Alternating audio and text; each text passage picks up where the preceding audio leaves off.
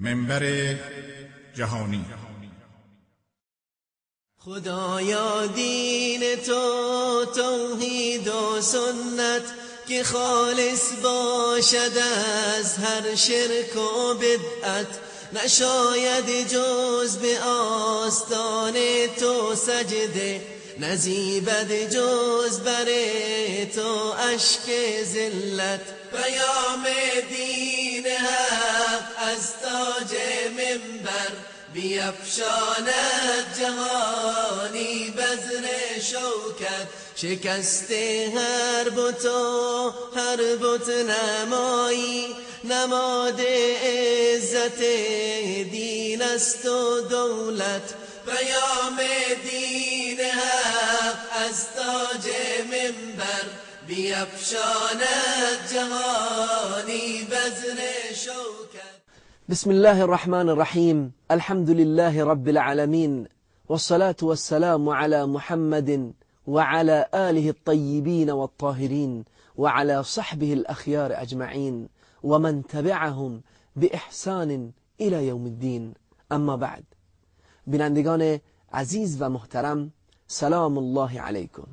امیدوارم که در هر کجا که هستید در کانون گرم خانوادتون شاد و خرم و پیروز و سربلند باشید. الله متعال رو شکر میگوییم که باب و دروازه توبه رو برای ما باز گشود و توبه را وسیله‌ای برای تبدیل سیئات و بدیهای ما به حسنات و نیکی قرار داد و ما را به توبه کردن امر نمود و رحمت و بخشش و مغفرت خود را بر ما ارزانی بخشید و درود پیاپی بر محمد مصطفی صلی الله علیه و آله و سلم، آنکه گناهان گذشته و آیندهش بخشیده شده بود، اما با این حال روزی بیش از 100 بار به درگاه الله متعال رجوع و انابت می نمود و توبه و استغفار بر زبان مبارکشان جاری بود. الله متعال در این زمینه، یعنی در مورد تشویق و ترغیب و امر ما به توبه، چنین می‌فرماید: و توبوا الی الله جمیعا ایها المؤمنون، و به سوی الله همگی یک پارچه توبه کنید ای مؤمنان. و در ادامه این آیه می‌فرمایند لعلکم تفلحون، چه بسا که شما رستگار شوید، به فلاح و رستگاری دست یابید. و رسول الله صلی الله علیه و آله و سلم نیز در این زمینه راهنمایی و ارشاد بسیار زیبایی را می‌فرمایند. ایشان که مفسر و مبین و شارح قرآن بودند چنین میگویند که کل ابن آدم خطا و خیر الخطائین التوابون، همه بنی بشر فرزندان آدم خطاکار هستند، اما بهترین خطاکاران کسانی هستند که توبه می کنند و به سرعت و با شتاب به الله متعال انابت و رجوع می کنند. متاسفانه بسیاری از ما با به تأخیر انداختن توبه خود را خدای نکرده از سعادت ابدی محروم می سازیم. خیلی از ما با مشغولیت به دنیا و زرق و برق آن توبه را فراموش کرده و هر روز آن را به روز دیگر واگذار می کنیم. امروز نشد فردا، فردا نشد پس فردا. اما آیا ما می دانیم که تا کی در این دنیا هستیم؟ آیا می دانیم تا چه زمانی در این دنیای فانی و زودگذر باقی خواهیم ماند؟ نه، به خدا هرگز چنین نیست. ما حتی از لحظه‌ای دیگر که می آید خبر نداریم که آیا ما هستیم یا نیستیم. از لحظاتی که شاید ما در آن باشیم و شاید نباشیم. چه بسا انسان‌هایی که روزهای پیش با ما بودند اما امروز دیگر با ما نیستند. چه بسا کسانی که ساعتها قبل با ما بودن اما الان نیستن، و حتی چه بسا انسانهایی که لحظاتی پیش با ما بودن اما نیستند. پس بدانیم که این تأخیر انداختن توبه کاری بسیار خطرناک است و ما نمیدانیم که تا کی در این دنیا هستیم. و از سوی دیگر این تأخیر انداختن توبه باعث میشه که انسان دیگر توبه را فراموش کند و ناامیدی و یأس و قنوط به او دست یابد.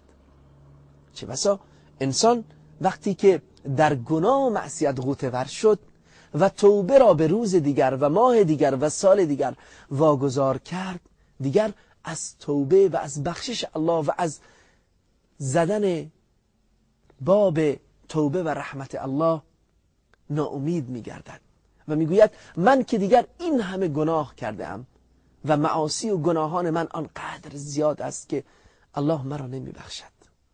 و این ناامیدی خطرناکترین چیز هستش. الله متعال ما را خطاب قرار میده و میفرماید، البته این خطاب متوجه رسول الله صلی الله علیه و آله و سلم هستش و میفرماید که قل یا عبادی الذین اسرفوا علی انفسهم لا تقنطوا من رحمت الله إن الله يغفر الذنوب جميعا إنه هو الغفور الرحیم. بگو ای پیامبر من، ای پیامآور من، ای فرستاده من، بگو ای بندگان من، ای کسانی از بندگان من که بر نفس خود زیاده روی نموده اید، اسراف کرده اید، از رحمت من ناامید مشوید. به درستی که الله تمامی گناهان را میبخشد و میآمرزد، به درستی که او آمرزنده و مهربان است.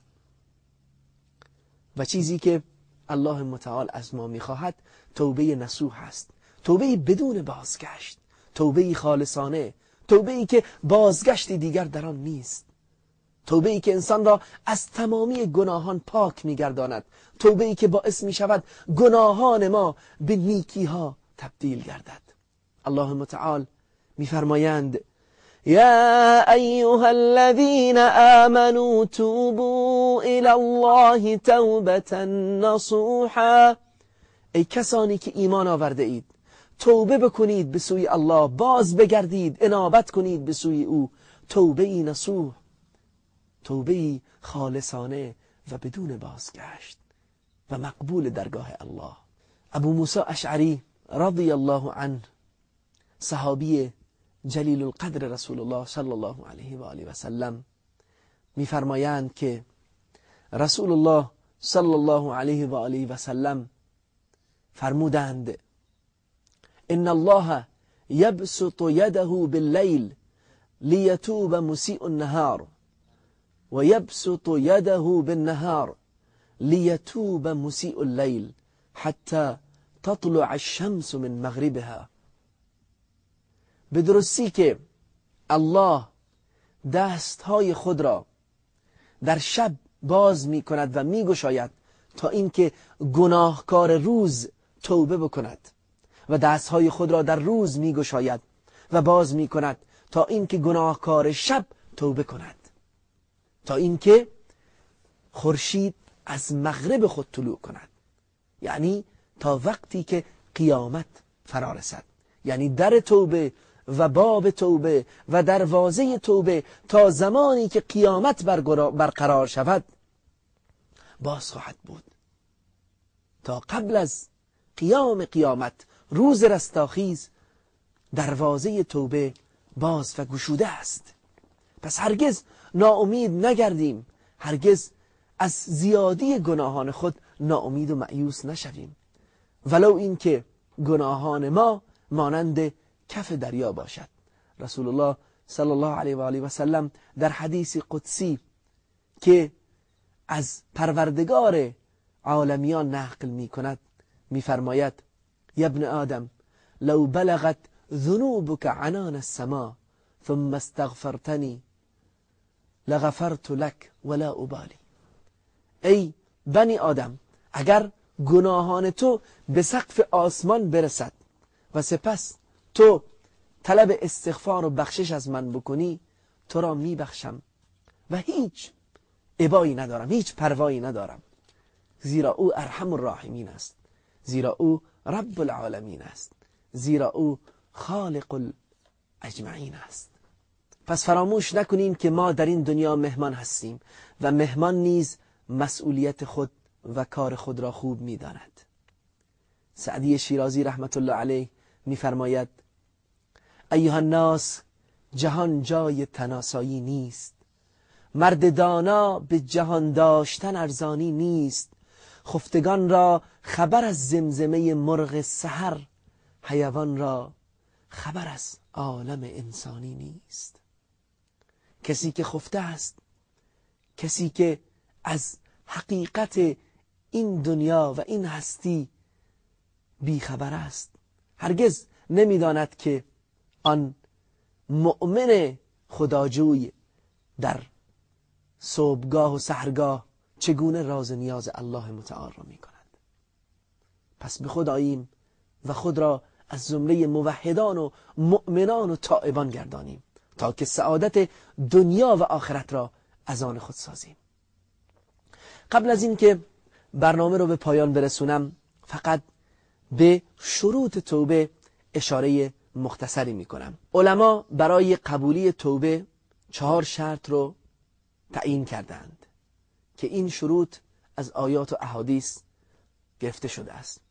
اول این که انسان توبه کننده باید از گناه خود نادم و پشیمان باشد، و دوم این که از آن گناه دست بکشد، و سوم این که عزم و جزمی راسخ برای برنگشتن به آن گناه داشته باشد